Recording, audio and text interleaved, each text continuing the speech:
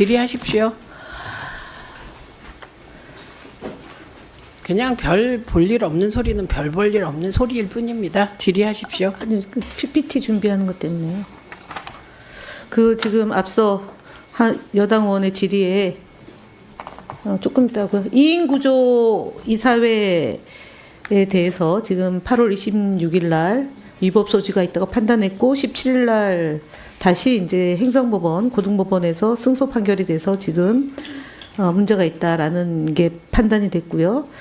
그리고 10월 24일 날 KBS 이사 4명이 남부지방법원에 효력 정지 가처분 신청을 내고 있고 통상 한 2, 3주 걸리는데 이번 건 조금 늦어지는 것 같습니다. 만약 이것이 인용이 되면 그 이사회에서 추천받은 박장범 사장 후보의 이 과정도 이제 정지된다 이런 얘기를 이제 의원들께서 많이 하셨어요. 예. 인지하고 계시죠? 네, 맞습니다. 인용이 되면 예. 정지가 됩니다. 정지가 됩니다. 그럼 이제 박민 사장이 다시 그 일을 하게 되는 권태선 이사장이 그렇게 지금 되고 있어요. MBC 박문진이요. 그래서 그런 얘기 드리고요. 조금 전에 이상희 의원이 질문했는데 2016년도 제가 어제도 얘기했지만 미르 K스포츠 재단 의혹에 대해서 KBS가 제대로 한 차례 보도도 안 했고 마지못해서 이제 보도하고 그러고 나서 이제 대통령이 탄핵이 됐습니다. 그러니까 KBS, MBC가 공정한 보도가 안 돼서 2017년도에 상당한 파업이 있었고 그 파업의 여파로 고대영 사장이 절차를 밟아서 해임이 됐는데 여튼 뭐 그런 불행한 역사가 반복되지 않기를 기대하는 국민도 있지만 대통령이 그 여론을 조작해서 대통령이 안 될 수도 있었다는 내용과 함께 불법적인 선거운동 사무소를 운영했다라는 제보도 있고 그 현장을 저희가 확인했고 그리고 대통령 부인이 500만 원에 상당한 뇌물을 수수했다라는 의혹도 있습니다. 그것뿐만 아니라 대통령 부인이 본인의 권한을 남용해서 KTV를 동원해서 떠난 청와대에서 공연도 막 하고 이런 것들이 이제 나와서 문제가 되고 있다는 점. 그리고 대통령 후보 시절에 텔레비전 선관위에서 주최하는 토론회에서 여러 종류의 발언이 그러니까 대통령이 탄핵의 소추의 대상이 아닌 이상에는 사법적인 뭐 면제 기간이라서 그렇긴 하지만 판단을 받게 된다는 점도 있습니다. 그래서 공영방송은 국민을 위한 방송이 돼야 된다라는 점을 다시 한번 강조를 하고요. 텔레비전 아까 수신료를 얼마 거뒀다고 하셨습니까? 올해요? 아니요, 그러니까 지금까지요. 올해 예상액은 6,300억 정도 되는데 아니 그 10월까지 얘기하셔야죠. 네, 10월까지 한 5,500억이 되는 겁니다. 그러면 평균으로 따지면 지금 한 얼마 정도 적자가 됩니까? 2023년 그러니까 분리 통합 징수가 됐을 때에 비교해서 얼마나 적자가 됩니까? 마이너스가? 수신료만요? 네. 그러면 한 1,000억 이상. 예, 그러면은 아까 조금 많이 걷어졌다라고 얘기한 건 틀린 얘기입니다. 그렇죠. 왜냐하면 7천억 기준으로 한 거고 박민 사장은 4,300억 기준으로 했던 거에 비해서 조금 더 거쳐졌다 이런 거지 않습니까? 아까 6,300억 얘기하셨던 네, 걸 연초에 아주 기억하는데요. 낮게 잡았더라고요. 예. 그러니까 박민 사장이 얼마나 KBS 경영을 엉터리로 했는지가 대표적 사례가 그겁니다. 4,300억을 거둘 거라고 예상했는데 조금 더 거쳐지니까 잘 된 것처럼 부풀렸어요. 그러니까 그런 게 아닙니다. 제가 말씀드리고자 하는 거. 그다음에 프랑스 아까 그 수신료 얘기를 했는데 세금으로 걷는다고 얘기하셨습니다. 맞습니까? 네, 저는 그렇게 알고 있습니다. 틀린 얘기입니다. 그것도. 2025년도에 부가가치세를 한다고 했는데 논란이 많아서 아직 그 적용 못했다는 점 말씀드립니다. 네. 그다음에 박민 사장이 지난 2023년도 헌법재판소 판결 있던 날 5월 30일입니다. 뭐 한지 혹시 아십니까? 모르겠습니다. 그것도 모르십니까? 아니, 전임 사장이 잘한 것과 못한 것을 좀 제대로 알아서 극복하거나 대안을 모색해야 되지 않습니까? 5월 30일 날 박민 사장이 제주도에 가서 지방총국 사장하고 술 퍼먹었습니다. 분리징수가 됐을 경우에 막대한 손실이 예상되는데 만약에 책임 있는 자리에 있다면 그런 행위 안 했겠죠. KBS 출신들은 적어도. 그래서 박민 사장이 뭐 어처구니 없는 이 발언도 있겠지만, 그래서 KBS 사장이 내부에서 되는 것이 민주적으로 선출된 정부에서는 그렇게 진행이 되어 왔어요.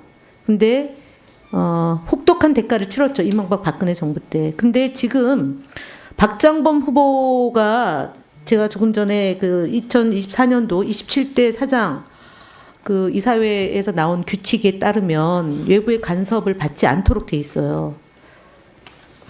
띄워보시죠.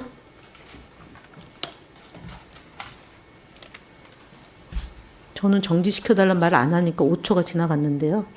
5초 더 드릴게요.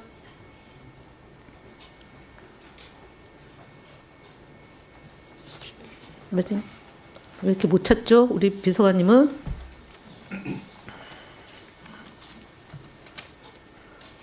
규칙 못 찾았습니까? 규칙 사망사항에 보면 가지고 계시죠? 사망사항에 보면 외부의 간섭을 받아서는 안 돼요. 근데 만약에 용산의 지침과 7대 0이라는 아주 일사불란한 게 있었고 10월 23일, 왜냐하면 10월 14일까지 박민 사장은 경영계획서 관련해가지고 저로부터 굉장히 질타를 받았거든요. 왜냐하면 내부에 조력이 있었다. 그래서 이해충돌이 됐다. 법적 위반이 있다. 그래서 감사를 받고 있는 중이었습니다. 근데 네. 10월 22일 날 박민 사장이 포금을 하고 10월 23일 날 지금 이 자리에 계신 분으로 됐고, 그리고 어저께 논란이 됐던 4명이 있던 자리에서 이미 결정이 됐다는 얘기가 나왔는데, 만약 그것이 사실로 확인되면 박장범 사장 후보는 또 지위를 박탈당하는 겁니다. 두 가지입니다. 2인 구조가 위법하다는 그 판단과 하울러 용산의 지시에 따라서 이사회가 운영이 됐고, 그래서 박장범 후보가 이 자리에 있다면 그 법적인 책임을 져야 되는 아주 중차대한 일이 있습니다. 박정현 본부장님 나와주시죠. 박상현 본부장 죄송합니다. 그 지금 이 어저께 논란이 된 이 부분에 대해서 지금 본인은 모른다고 얘기하는데 그 측근 아닙니까? 그 어저께 와서 말씀했던 그분이 이영일 노사주가 말씀하시는 네, 거예요? 맞습니다. 그분이 KBS 방송국에서 특정한 편향성을 갖고 있는 그 분들의 사장 시상식을 하지 않았습니까? 작년 올해 또 예상. 작년에 대한민국 했고. 언론인총연합회가 KBS에서 시상식을 할 때 네. 그때 그분이 대관 문서 기한을 하셨던 분입니다. 분이고 올해도 하게 돼 있고 12월 달에. 올해는 뭐 다른 방향으로 문서가 기한된 걸로 알고 그렇습니다. 있습니다. 그래서 그분이면 나름대로 영향이 있는 분이고 그분이 발언했다 그러면은 믿을 수밖에 없는 것 아닙니까? 그 관련해서 좀 추가적으로 말씀을 드리면 뭐 사장 면접 이후에 이어진 술자리 뭐 저녁 자리에서 이영일 노사주간이 그 얘기를 했다라는 것을 저도 뭐 전해 들었고, 저는 그날 오후에 세 번째 김성진 후보가 면접을 볼 때 저는 노사주간을 만나서 물어봤었습니다. 뭐 어떻게 될 것 같냐고 라고 하니까는 노사관계가 더 나빠질 것 같다라는 얘기를 했는데, 저는 그것이 좀 박민 사장이 안 될 거라는 얘기로 이해를 했고요. 더 한 거는 그날 아침에 모 본부장이 누군가에게 전화를 해서 박민 안 된다라는 얘기를 했다는 걸 들었다고 합니다. 그래서 뭐 이게 그 얘기가 여기저기서 좀 많이 돌았던 걸로 알고 있습니다. 예, 1분 더 드릴게요. 이나 영향도 받지 않고 양심에 따라 독립적으로 공정하게 사장 공모 지원자를 평가해야 되고, 사장 임명 제청 관계자와 사장 공모 지원자는 이사회가 정한 절차와 방법에 의하지 않고는 사장 임명 제청 과정에 어떤 영향도 끼치려고 시도해서는 안 된다, 이렇게 돼 있습니다. 근데 사실은 제가 이걸 읽으면서 응모 자격에 KBS 공적 책임에 대한 확실한 실천 의지와 비전 제시 능력을 갖춘 분이어야 되고, KBS 혁신을 이끌 경영 능력과 리더십이 있어야 되고, 미디어 경영과 관련된 전문성과 경험을 갖춘 분이어야 되고, 공영방송 사장에 걸맞는 도덕성과 윤리식을 갖춘 분이어야 되고, 그래서 이 응모 자격을 가지고 심사 기준이 뭐냐면 공영방송 KBS 공공성과 독립성 확보 및 시청자 신뢰성 강화해야 된다가 1번이에요. 근데 파우치 박 앵커는 기본적으로 공공성 독립성 확보를 위해서 치명적인 약점이 있는 거거든요. 그렇게 생각하시나요? 본부장님. 네, 저는 문제가 있다고. 그러니까 지금 18기부터 50기까지 그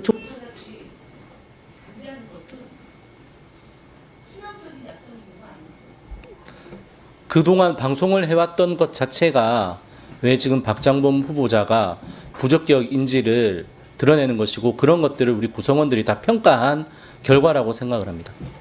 50기면은 작년에 입사하신 작년 1월 1일 입사입니다. 예. 2년 차입니다. 예. 예, 저는 간단하게 정재준 기자와 박상현 본부장 그리고 박기환